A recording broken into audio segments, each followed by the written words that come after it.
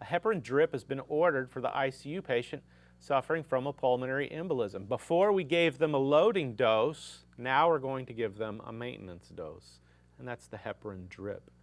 The heparin comes from the pharmacy as 25,000 units in 500 milliliters of D5W. And the protocol is going to call for 18 units of heparin per kilogram per hour. The patient weighs 100 kilograms. At what rate will you set the pump in milliliters per hour? Because the question is how many milliliters per hour, the answer is how many milliliters per hour.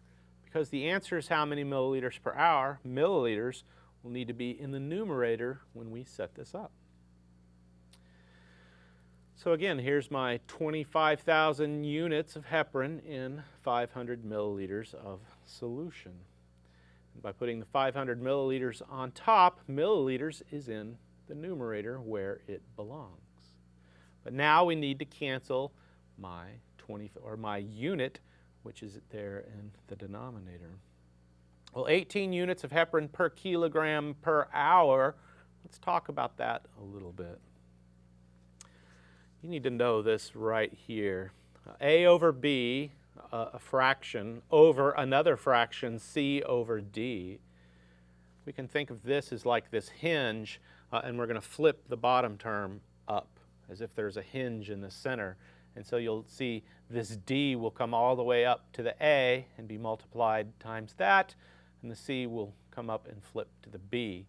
And so A over B over C over D is equal to A times D over B times C. This is going to be something important that you're going to need to know when you do complex things that involve units per kilogram per hour, milligrams per kilogram per hour, milligrams per kilogram per minute, micrograms per kilogram per minute. You'll see those things, and you're going to want to be able to do those calculations. So here the dose is units per kilogram per hour. And that's units per kilogram over an hour, and that's the same thing as an hour over 1. And so when that comes out, it'll be a unit per kilogram times an hour. And so even though it says unit per kilogram per hour, we'll have a unit per kilogram times an hour. So that's where this setup comes right here. 18 units is on top.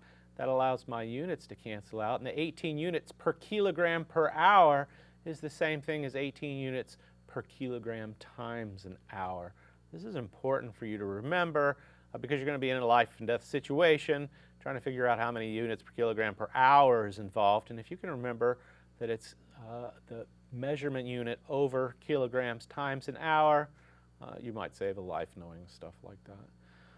So by having the unit over a unit, that unit canceled is itself. Well, look, now I have milliliters per hour, which is what I wanted.